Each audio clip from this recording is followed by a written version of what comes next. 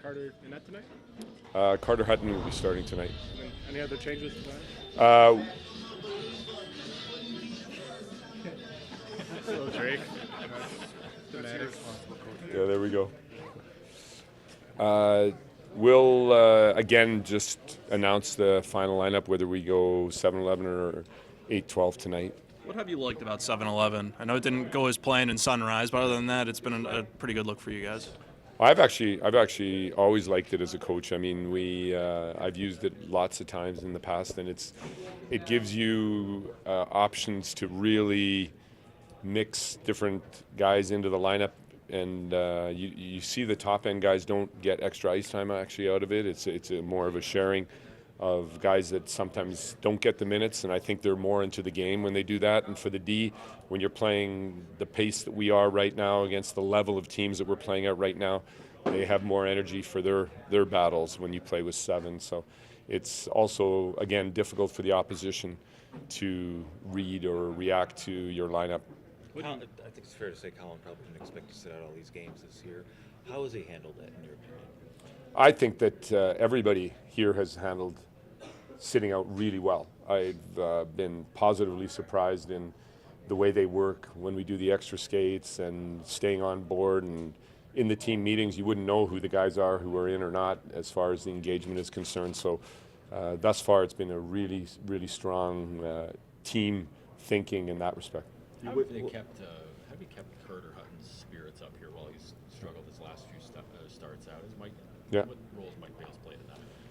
Yeah, I mean, with every player, we're continually waking up in the morning and giving them tools that they can feel more confidence if they're not, and if somebody's feeling a lot of confidence, still building also on learners. So it's not really different between the player who's hot or who's not. It's more about our attitude as a group, as coaches, to just drift out continually, trying to help the players. We've spoken about habits and still wandering in and out of them in the games, and we still are, and getting them to be nailed as something that we expect on a nightly basis from first to the 60th minute takes time. And so, whether it's Carter who now has been challenged and will be challenged here today, but he's ready for it. We feel good. His spirits are good. He's positive, and I'm sure he's going to play a good game tonight. He's maybe been off in Colin's game the last month or so. Yeah. Well, I think every single player here has things to work on and to improve. So, Colin Miller has been outstanding in supporting the group and coming in, often having to play the left side as a right-handed shot, which is difficult. So, we're pleased with his effort. And again, we have a high competition in the defense right now, and it's he just has to continue to work the way he is, and he'll feel more and more comfortable in our system. What have you learned about Jack Eichel, Ralph?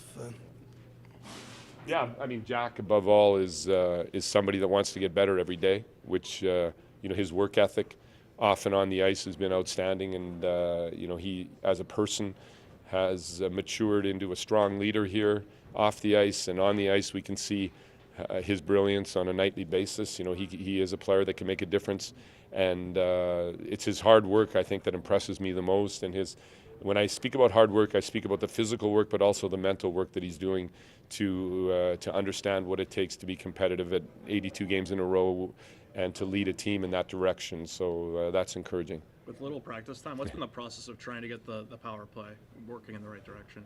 Yeah, I mean, we just need to stick with it. We find there's scoring chances there, and there's opportunity there, and it's the momentum has been extremely negative for the power play, and we're just as with other components, when they're not working, we stay on the topic. We're looking at video, we're looking at changing personnel here and there, and I think that with Darlene out, it's definitely changed the PP look, and we need to adapt to that. And I feel it's very due for a goal tonight. The last 14 games or so, the stretch hasn't been as good for you guys as the start.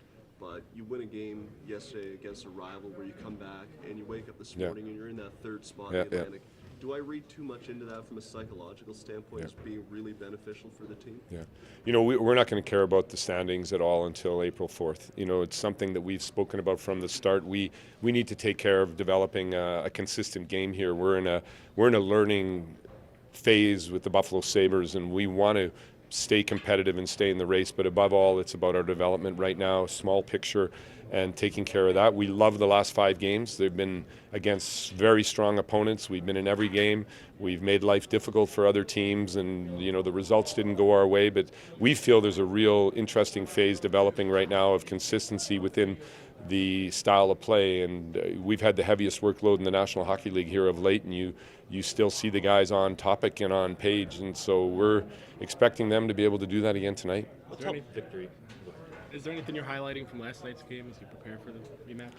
Yeah, I mean, there's some internal things that we're, of course, going to draw on. We see some opportunity there. They made some adjustments in the third period that we're going to have to counter against, and I think above all, it's going to be an angry Toronto team after losing last night, and we're expecting their absolute A game. We need to be strong defensively here to have a chance tonight, and we believe in that opportunity. But there are some details in there that we've learned and that we can bring right into the start of the game tonight. What's helped Victor evolve 5-on-5? Yeah, definitely just his confidence. The power play goals early, they came quite easily actually, and then the challenge was to find the spaces, and he's just such a smart player. And what I like about Victor is no matter what, we get the defensive consistency from him, and his patience has allowed him to find those spaces and holes, and it's an exciting thing to watch how that line in general has developed. Their 5-on-5 game, which was not that strong early in the season, but they're a real threat there against anybody, and that's only going to continue to grow.